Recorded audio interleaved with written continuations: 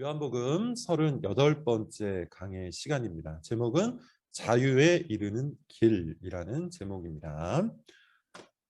헬리콥터맘이라는 말이 있죠. 미국에서 만들어진 걸로 알고 있습니다. 헬리콥터맘.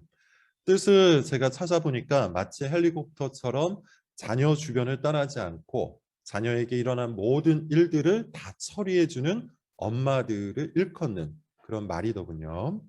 어렸을 때는 사실 당연히 그렇게 할 수밖에 없습니다. 자녀에게 힘도 없고 지혜도 없고 능력도 없기 때문에 당연히 엄마가 그리고 부모가 자녀의 주변을 떠나지 않고 이렇게 저렇게 잘 돌봐줘야 돼요. 그것이 당연한 것이죠. 근데 문제는 뭐냐 하면 이 헬리콥터 맘이라는 단어가 등장한 그 문제, 그 이유는 뭐냐 하면 성장한 자녀에게까지 그렇게 한다는 것이죠. 20대가 되고 그리고 30대가 되고 심지어 40대가 되었음에도 불구하고 자녀 주변을 떠나지 않고 자녀의 삶에 일어난 모든 일들을 다 해결을 해주는 거예요. 특히 문제가 생길 때마다 찾아와서 그 모든 것들을 다 해결을 해주는 것이죠. 비슷한 말이 또 있습니다. 캥거루족이라는 것인데 다 아시다시피 캥거루는 자녀를 자기 주머니에 두고서 돌봐주죠. 마치 그런 것처럼 다 큰 장성한 자녀를 자기 주머니에 넣고 돌보는 그런 엄마, 그런 부모를 뜻한다고 해요. 캥거루족. 놀랍게도 우리나라의 캥거루족이 314만 명 정도가 있답니다. 2021년 자료를 보니 314만 명 정도의 사람들이 있는데 대부분 30대에서 50대래요. 자료를 보고 사실 좀 놀랐습니다. 그래서 부모의 경제력에 기대어서 살아가는 자녀들이 그것도 30대, 40대, 50대 나이를 아주 많이 먹은 그런 자녀들이 여전히 많이 있다는 거예요. 300만 명이 넘는다는 말에 놀랐습니다. 가장 커다란 문제는 여러분 뭐냐면 결혼한 자녀마저도 헬리콥터맘 혹은 캥거루족이 되어 살아가고 있다는 것이죠. 자녀를 위한다는 뭐 나름대로 좋은 이유, 그런 명목이겠지만 사실 이렇게 자녀를 돌보는 것은 자녀의 성장을 가로막는 행위입니다. 문제가 생길 때마다 다 도와주니 이 자녀에게 문제 해결 능력이 생길 리가 없잖아요. 경제적인 지원이 필요할 때마다 항상 찾아와서 그 모든 것들을 지원을 해주니 경제적인 어려움이 생길 때마다 자녀는 마찬가지로 고민을 하지 않겠죠. 어차피 부모가 다 해결하고 처리해 줄 것을 알고 있기 때문이에요. 무의식적으로 알고 있기 때문이에요. 가장 커다란 문제는 뭐냐면 자녀의 욕구와 욕망이 생길 때마다 그 모든 것들을 부모가 나서서 수용해주고 성취를 시켜준다는 것에 있어요. 쉽게 얘기하면 하고 싶은 것을 다 할 수 있도록 부모가 뒤에서 지원을 해주는 것이죠. 그래서 욕구가 좌절된 경험을 한 번도 해본 적이 없는 그런 사람. 그런 사람은 어떤 사람이 될 수밖에 없을까요? 극히 이기적이고 극히 탐욕적인 사람이 될 수밖에 없을 거예요. 항상 그 욕구를 부모가 채워줬기 때문이에요. 자기 욕구가 누군가에게 받아들여지지 못하는 어떤 상황이 발생하면 이런 사람들은 어떻게 될까요? 견디지 못할 겁니다. 욕구가 생기고 욕망이 생길 때마다 부모가 다 채워줬기 때문에 늘 그 욕구 충족을 얻어왔었는데 사회에 나가서 그 욕구가 좌절됐을 때 찾아오는 커다란 문제들, 커다란 갈등들, 커다란 충격들을 견디지 못한다는 것이죠.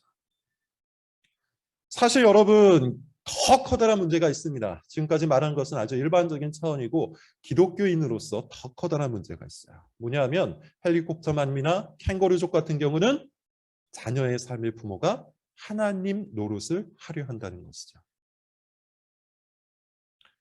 부모는 하나님의 사랑을 보여주고 가르쳐주는 존재이지 하나님 노릇을 하는 존재가 아니에요. 그런데 문제가 생길 때마다 그 문제를 모두 다 부모가 대신하여 해결해 주니 자녀가 하나님을 찾을 필요가 있을까요? 경제적인 어려움이 생길 때마다 부모가 먼저 나서서 그 모든 어려움을 다 해결을 해주니 자녀가 그 경제적인 어려움을 갖고 하나님 앞에 나가서 간구할 필요가 있겠어요? 욕구가 부모로부터 늘 체험받는 사람은 하나님을 찾기 전에 부모를 먼저 찾을 겁니다. 그래서 심리학에서 이야기하는 것처럼 성인 아이가 되어버리죠. 이것은 신앙에도 적용할 수 있어요. 몸은 자라났고 나이는 30, 40, 50이 되었음에도 불구하고 신앙적으로 어린 아이일 수밖에 없는 겁니다. 하나님을 찾기보다 부모를 먼저 찾기 때문이에요.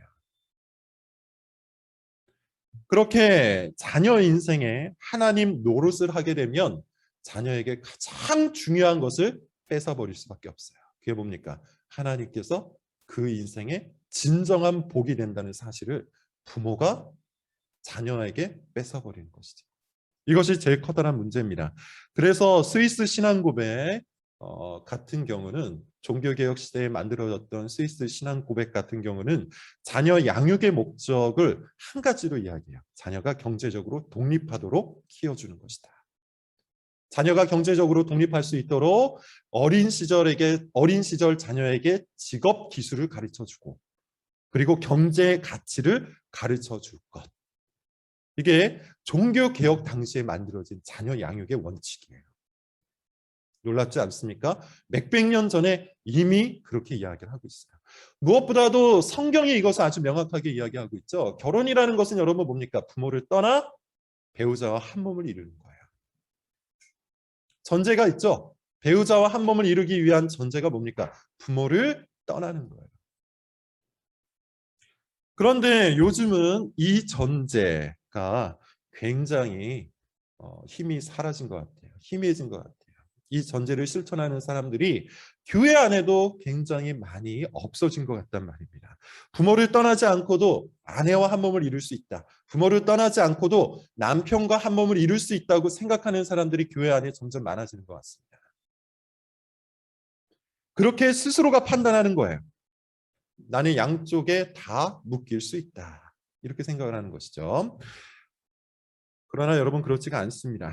부모를 떠나지 않고는 배우자와 한 몸을 이룰 수가 없어요. 그러므로 부모라면 마땅히 자녀가 자기를 떠날 수 있도록 양육을 해야 돼요. 부모라면 마땅히 자녀가 정서적으로 그리고 신체적으로 물리적으로 그리고 경제적으로 자기를 떠날 수 있도록 양육을 해줘야 돼요. 자녀는 또 어떻습니까? 자녀라면 마땅히 부모를 떠나서 배우자와 한 몸을 이룰 수 있도록 스스로가 노력을 해야 돼요. 가정에 일어난 문제를 부모를 찾아가서 해결해달라고 말하기 전에 아내와 함께, 남편과 함께 그 이야기를 해나갈 수 있어야 된다는 것이죠. 부모를 떠나지 못한 사람은 사실 배우자와 한 몸을 이루지 못한 겁니다. 본인은 그렇게 생각하지 않을 수 있겠지만 성경적 원리가 그래요. 배우자와 한 몸을 이루지 못한 사람들 대부분은 거의 다라고 말할 수 있을 거예요. 부모를 떠나지 못했을 겁니다. 성경적 원리가 그래요. 이 원리는 보편적 진리이기도 합니다. 한쪽에 묶이면 다른 한쪽에는 묶일 수가 없는 법입니다. 이것은 보편적 진리예요. 성경의 진리이기도 하지만 보편적 진리예요. 한쪽에 묶이면 다른 쪽에는 묶일 수 없는 게 당연한 거 아니겠어요? 어릴 때는 당연히 우리가 부모에게 묶일 수밖에 없습니다. 당연한 거예요. 그리고 성경도 그것을 말합니다. 그러나 우리가 결혼을 하게 된다면 결혼을 한다는 것은 이제 묶였던 그 끈, 부모와의 끈을 끊고 내 배우자, 내 아내, 내 남편과 묶이는 거예요. 이것이 당연한 겁니다. 부모에게도 묶이고 배우자에게도 묶일 수 있다. 그건 본인만의 착각입니다. 성경적 원리가 그러하지 않고요. 실질적 원리도 그러하지 않아요. 이 묶임의 원리, 성경의 용어로 이야기하자면 연합의 원리라고 하는데요. 이 묶임의 원리, 연합의 원리는 성경에 사실 굉장히 많이 등장합니다. 대표적으로 마태복음 6장 24절 같은 데 보면 이런 이야기에 네가 하나님과 보물, 하나님과 재물을 동시에 겸하여 섬길 수 없다. 그러면서 이렇게 얘기합니다. 너는 하나님을 중히 여기거나 재물을 경히 여길 수 있다. 혹은 하나님을 경히 여기거나 재물을 중히 여길 수 있다. 둘 중에 하나이다. 하나님께도 묶이고 재물에도 묶일 수 없고 하나님께만 묶이거나 아니면 재물에만 묶일 수 있다는 예수님의 말씀이에요. 한쪽에만 묶일 수 있다는 겁니다. 이 연합의 원리의 가장 결정적인 것은 사실 예수님과의 연합이죠. 우리가 예수님께 묶이게 된다는 것은 무슨 연합, 어떤 묶임에서부터 해방되는 겁니까? 죄의 묶임에서부터 해방되는 거예요. 예수님께 묶인 사람은 더 이상 죄에 묶일 수가 없어요. 여전히 죄에 묶여 있는 사람은 예수님과 묶여 있는 게 아니에요. 우리는 오직 한쪽으로만 묶일 수가 있기 때문입니다.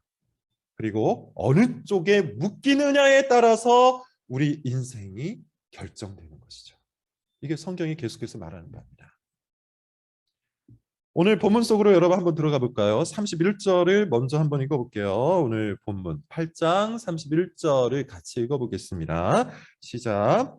그러므로 예수께서 자기를 믿은 유대인들에게 이르시되 너희가 내 말에 거하면 참으로 내 제자가 되고. 자, 이 말씀에서 너희라고 말했던 인물들이 누굴까요? 30절에 보면 예수님의 말씀을 듣고 예수님을 믿었던 유대인들이에요. 그런데 지난 설교 시간에도 말했던 것처럼 지금 이 유대인들은 예수님을 진심으로 믿은 건 아니에요. 그래서 예수님께서 그들에게 다시 이야기를 하는 겁니다. 자기를 믿는다 말했던 그들에게 다시 이야기를 하는 거예요. 너희들이 참된 제자가 되고 싶다면 뭘 하라고 이야기하죠? 말씀에 거할 것. 말씀에 거할 것. 너희가 진짜 나를 믿느냐? 너희가 진짜로 나를 믿는다면 너희가 정말로 나의 제자가 되어야 하는데 그렇다면 너희는 내 말 안에 거해야 한다. 앞서 사용했던 용어로 바꿔서 얘기하면 이겁니다. 내 말씀에 묶여라. 내가 너희에게 한 이 말에 묶여야 나에게 묶이는 것이다.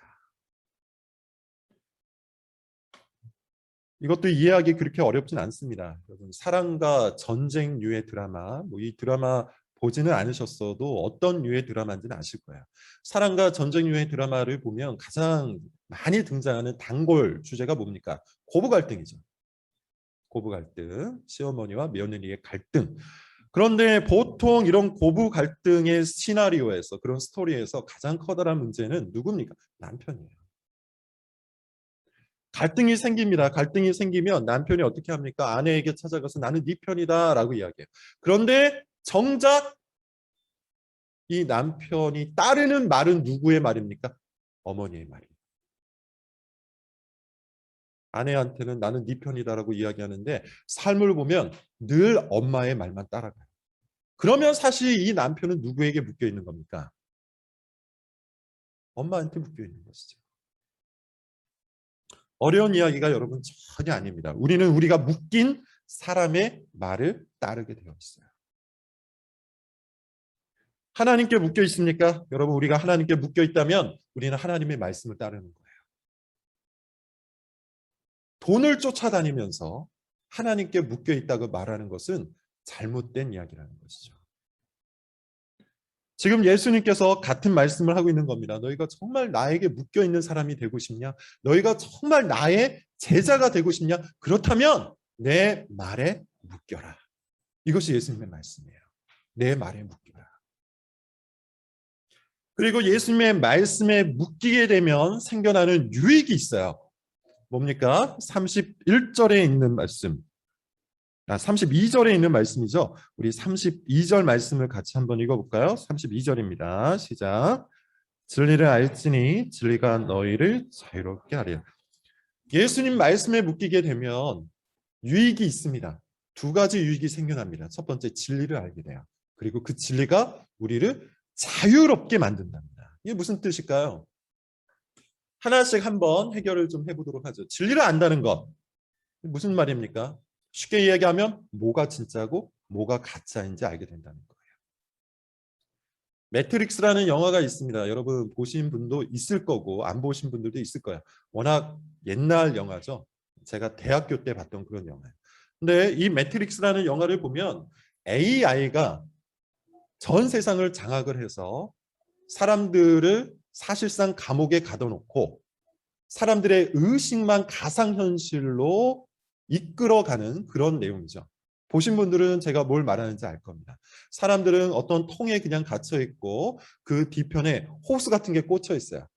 그리고 거기에서부터 그 사람의 의식을 가상현실 속으로 집어넣어서 마치 자신이 실제를 살아간다고 착각하게 만드는 그런 스토리의 영화입니다. 다 허상인데 거기서 살아가고 있는 그 도시도 허상이고 자기의 몸도 허상이고 거기에서 생각하고 있는 그 모든 것들이 다 허상인데 AI에 의해서 진짜인 것처럼 착각하며 살아가는 이야기. 그게 매트릭스 이야기예요. 그런데 어느 날 주인공이 어떤 사건을 통해서 그 세상이 허상이라는 것, 가짜라는 것을 깨닫는 것이죠. 그게 바로 여러분 진리를 안다라는 말의 뜻이에요. 진짜와 가짜를 깨닫게 되었다라는 뜻이에요. 그리고 그 진리가 여러분 어떻게 한답니까? 우리를 자유롭게 만든대요. 가짜와 진짜를 깨닫게 되면 그것이 우리를 자유롭게 만든답니다. 어떻게 우리를 자유롭게 만들까요? 세 가지 정도의 단계를 거치는데요. 첫 번째, 허상을 허상으로 인지하게 만들죠. 예컨대 지금 우리가 매달리고 있는 것이 사실 우리를 보호해주지 못한다는 사실을 깨닫게 해줘요. 지금 우리가 추구하는 것이 사실 우리를 영광스럽게 만들지 못한다는 것을 깨닫게 해줘요. 지금 우리가 즐기고 있는 것들이 사실 우리를 진정으로 행복하게 만들지 못한다는 것을 깨닫게 해줘요.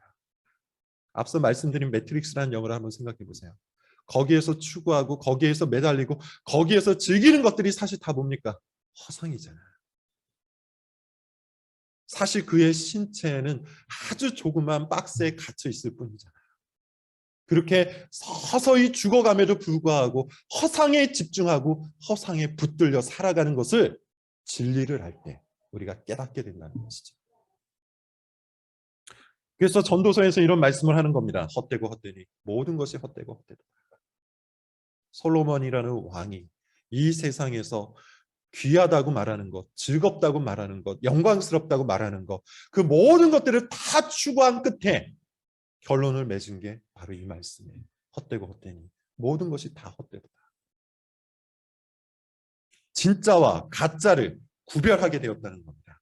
그리고 두 번째, 그 진리가 우리를 어떻게 자유롭게 하느냐. 두 번째는 그 허상, 그 가짜에 묶여 있었던 우리의 삶, 우리의 마음을 풀어주는 것이죠. 그 가짜에서부터 우리가 노임을 받게 된다는 거예요. 예컨대 여러분 우리가 묶여있는 것들이 뭘까요? 이 세상을 살아가면서 우리가 묶여있는 아주 커다란 요소, 많은 것들이 있는데 그중에 가장 결정적인 게 있어요. 그게 뭐냐면 사람들의 시선입니다. 사람들의 시선과 사람들의 평가와 사람들의 판결이에요. 아주 쉽게 예를 들면 우리가 무인도에 갔을 때 아무도 주변에 없다고 생각했을 때 우리는 어떻게 살지에 대해서 한번 생각을 해보세요. 지금처럼 살까요? 그렇지 않겠죠. 그런데 우리는 사람들의 시선과 사람들의 평가에 사로잡혀서 거기에 묶여서 자꾸만 그들이 기대하고 그들이 욕구하는 것을 쫓아서 살아갈 때가 있다는 것이죠. 사람들로부터 얻는 판결, 사람들의 욕구를 충족시키고 사람들의 기대를 만족시키고 사람들의 생각을 성취시키기 위해 사람들에게 묶여서 살아가는 경우가 정말로 많이 있다는 거예요. 그런데 여러분 한번 생각해 보세요. 그것으로 우리가 영생을 얻을 수 있습니까? 사람들의 판단으로 우리가 영생을 얻을 수 있어요. 사람들의 평가로, 사람들의 점수로, 사람들의 시선으로 우리가 의롭다는 판결을 얻어낼 수 있습니까? 허상입니다. 비슷한 예로 여러분 중독 같은 경우가 그렇죠. 중독이 여러분 뭡니까? 중독 물질에 묶여 있는 거예요. 그래서 우리가 중독 물질을 추구하게 되고 그것을 통제할 수 없게 되는 어떤 상황, 이걸 중독이라고 얘기합니다. 가장 가벼운 것들은 술이나 담배나 뭐 도박이나 이렇게 외형적으로 보여지는 것들이 있죠. 좀 더 내밀하게 살펴보면 뭐 성중독이라든지 관계 중독이라든지 사람 중독이라든지 이런 것들이 우리의 마음과 우리의 삶을 묶어 놓을 때가 있습니다. 그리고 근원적으로 살펴보면 결국 죄에 대한 우리의 중독, 죄에 물들어 있는 우리의 성격에 대한 중독. 그래서 자기 성격에 자기가 매이고 중독되는 것, 이게 가장 근원적이죠. 근데 여러분 다시 한번 잘 생각을 해보세요. 커피라든지 담배라든지 술이라든지 도박이라든지 그런 것들이 정말 우리에게 진짜 행복을 줍니까? 이것은 매우 일반적인 중독 물질이고 이미 세상에서 사회에서도 그것이 우리에게 참된 행복을 주지 못한다는 것을 이야기하고 있어요. 또 여러분 생각해 보십시오. 성이라든지 관계라든지 사람이라든지 우리가 중독되어 있는 그런 관계들, 그것이 정말 우리에게 참된 만족을 줍니까? 오히려 그것 때문에 관계가 파괴되지 않습니까? 근원적으로 죄에 물들어 있는 자기 자신의 성격에 중독되는 것, 그것이 우리를 정말로 구원해 줍니까? 오히려 자기 성격 때문에 자기 인생이 무너져 내리는 경우가 얼마나 많이 있습니까? 이 같은 중독, 허상에 묶여 있는 허상에 묶여 있는 우리를 진리가 자유롭게 만들어 줄 수 있다는 것이죠. 가장 중요한 세 번째가 있습니다. 가장 중요한 건 뭐냐면 허상에서 풀려난 우리를 진리는 참된 것에 묶어 준다는 거예요. 그 참된 것이 여러분 뭡니까? 예수 그리스도죠. 진리가 우리를 그리스도와 한 몸을 이루게 만들어줘요. 진리가 우리를 예수 그리스도께 묶이도록 만들어줘요. 여러분 이것은 정말로 어마어마한 사건이요. 우리 인생의 가장 커다란 복이 될 수밖에 없어요. 왜 그렇습니까? 예수 그리스도가 생명이고 예수 그리스도가 빛이고 예수 그리스도가 안식이고 예수 그리스도가 모든 복의 근원이 되시기 때문에 그렇게 우리가 그리스도와 묶이는 그 순간부터 그리스도의 그 모든 복이 그리스도의 그 모든 생명이 그리스도의 그 모든 안식이 우리 가운데 흘러들어오는 것이죠.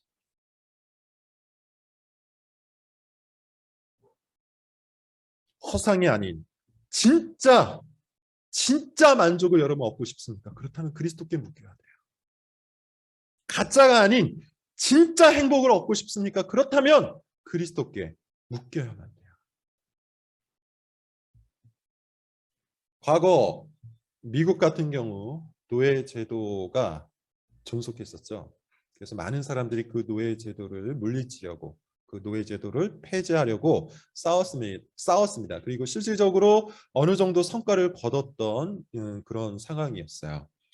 제가 읽었던 어떤 책에 보면 노예 제도가 폐지가 돼서 노예에서 풀려났던 흑인들이 있었죠. 자유로움을 맛봤을 거예요. 그런데 시간이 조금 흐르자 그들이 다시 원래 주인에게 가서 자발적으로 종이 되기를, 자발적으로 노예가 되기를 요청했다고 해요. 이유가 뭐였을까요? 경제적인 이유 때문이에요. 자유를 얻고 노예에서 벗어났지만 그럼에도 불구하고 자기를 부욕해 할 또 다른 주인을 찾지 못한 거예요. 여러분 우리도 그렇습니다. 우리가 죄의 종에서 벗어난다고 해서 죄의 종에서부터 자유를 얻는다고 해서 그것으로 모든 것이 끝나는 게 아니에요. 죄의 종에서 벗어났다면 반드시 우리를 부요하게 만들 예수 그리스도의 종이 되어야 돼요. 안 그러면 원상 복귀할 수밖에 없어요. 이것이 여러분 자유에 이르는 단계였어요. 세 가지를 말씀드렸어요. 진리를 알게 되면 그 진리가 우리를 자유롭게 만드는데 첫 번째 단계는 뭡니까? 깨닫게 해준다 그랬죠. 뭘 깨닫게 해줘요? 진짜와 가짜를 깨닫게 해줘요. 우리를 정말로 부요하게 만들어줄 것과 사실은 허상에 불과한 것을 구별하게 해줘요. 두 번째 단계는 뭡니까? 그 허상으로부터 우리를 자유롭게 만들어주죠. 중독으로부터 우리가 벗어나게 만들어주고 그리고 마지막 세 번째 뭡니까? 진짜에게 붙들리게 해주죠. 진짜이신 예수 그리스도께 묶이도록 만들어준다는 겁니다. 이 세 가지 진리가 우리로 하여금 깨닫게 해주고 벗어나게 해주고 묶이게 해줘요. 자, 그런데 그 출발 지점이 있습니다. 진리가 우리를 자유롭게 만들어주는 이 출발 지점, 우리가 반드시 해야 한 한 가지 일이 있어요. 그게 뭐냐? 말씀에 묶이는 거예요. 말씀을 응시하는 거예요. 31절에서 예수님이 말씀하신 것처럼 너희가 나의 제자가 되려면, 참된 제자가 되려면 내 말씀 안에 머물라라는 이 말씀을 우리가 받는 거예요. 예수 그리스도의 말씀을 응시하는 것이 우리를 자유롭게 만드는 그 첫 번째 출발 지점이 된다는 겁니다.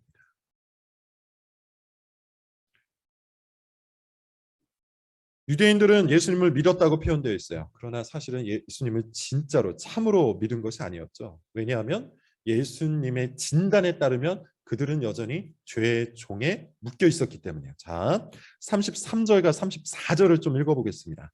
33절, 34절 오늘 본문입니다. 같이 읽어볼게요. 시작.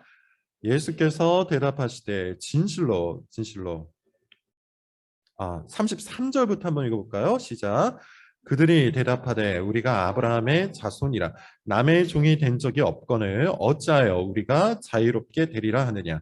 예수께서 대답하시되 진실로 너희에게 이르노니 죄를 범하는 자마다 진리를 알지니 진리가 너희를 자유롭게 하리라는 예수님의 말씀을 듣고 유대인들이 뭐라고 이야기를 합니까? 우리는 종이 된 적이 한 번도 없다. 우리는 항상 아브라함의 자손이었다. 이렇게 이야기를 해요. 그랬더니만 예수님이 뭐라고 얘기하시죠? 아니다. 너희는 죄의 종이다. 무슨 말입니까? 유대인들은 자신들이 죄의 종이라는 사실을 인지하지 못했어요. 그들은 항상 자신들이 아브라함의 자손이라는 사실에 자부심이 있었고요. 그렇기에 자신들은 한 번도 죄에 묶여본 적이 없다고 믿어왔던 겁니다. 쉽게 말해서 자유가 필요한 존재라는 사실을 인정하지 않은 거예요. 이건 마치 중독자가 스스로 중독된 적이 없다고 말하는 것과 같은 거예요.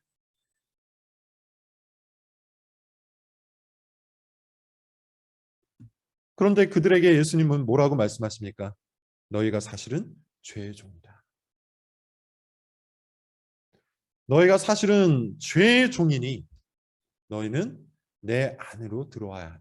나에게 묶여야 한다. 이것이 예수님의 말씀이었어요. 그렇다면 여러분 여기에서 우리가 질문 하나를 던져볼 수가 있는데 도대체 유대인들은 예수님을 어떻게 믿은 걸까요? 어떻게 믿었기 때문에 스스로 죄의 종이 된 것을 인지하지도 못한 채 예수님을 믿는다고 이야기를 했던 걸까요? 계속해서 말씀드렸던 것처럼 그들은 사실 그들이 묶여 있는 것에 더 단단히 묶여 있기 위해 예수님을 이용하고 싶었던 거예요. 즉 자기네들이 중독된 것, 지금 당장 자기들의 욕구를 채워주는 것, 그것을 더욱더 마음 편히 즐길 수 있도록 도와줄 누군가를 요청했던 겁니다. 그리고 그 누군가가 예수님이었던 거예요.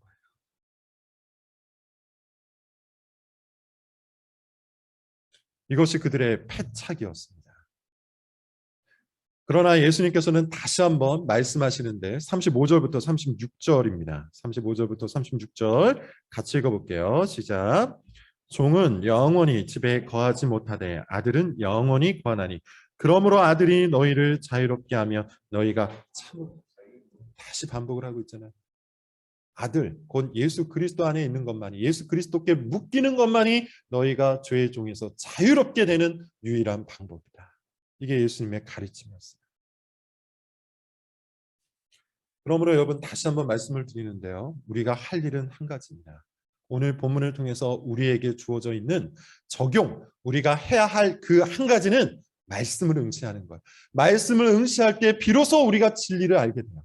그리고 그럴 때 비로소 그 진리가 우리를 자유롭게 하는 거예요. 말씀을 응시하시고 말씀을 반복하시고 말씀을 기억하시고 말씀을 실천하십시오. 그럴 때 진리가 무엇인지 알게 됩니다. 그럴 때 가짜가 무엇인지 알게 됩니다. 그럴 때 그 진리가 우리를 죄의 종에서부터 해방시키고 예수 그리스도의 노예가, 예수 그리스도의 종이 되도록 만드는 거예요. 같은 원리로 말씀을 드려볼까요? 부모를 떠나서 배우자와 한 몸을 이루는 그 시작점이 여러분 뭘까요? 배우자의 말을 듣는 것이죠. 배우자의 말을 듣고 배우자의 말을 따르는 겁니다. 간단한 것이죠. 부모를 떠나기 위해서는 부모의 말이 아니라 배우자의 말을 더 중하게 여기는 거예요. 재물을 떠나기 위해서는 재물의 이야기가 아니라 하나님의 말씀을 더 중히 여기고 하나님의 말씀을 따르는 겁니다. 동일한 묶임의 원리, 동일한 연합의 원리가 지금 여기에서도 똑같이 적용되는 거예요. 죄의 종에서부터 여러분 자유를 얻고 싶습니까? 죄에서부터 자유함을 얻고 싶습니까? 그렇다면 예수 그리스도의 말씀을 듣고 그리스도의 말씀을 따르십시오. 그것이 우리를 진리로 인도할 것이고 그것이 그 진리가 또한 우리를 자유로 인도할 거예요. 그러므로 여러분 오늘 말씀을 통해서 여러분들이 반드시 기억하실 것, 반드시 따라할 것은 한 가지입니다. 말씀을 보십시오. 말씀을 응시하십시오. 그리고 그 말씀을 붙들고 그 말씀에 여러분 자신을 묶으십시오. 그럴 때 그 말씀이 진리가 되어서 여러분을 자유롭게 이끌어갈 겁니다. 참된 자유를 여러분들에게 줄 겁니다. 진리를 알지니 그 진리가 너희를 자유롭게 하리라. 이 말씀을 꼭 마음에 새기시기를 바랍니다. 기도하겠습니다.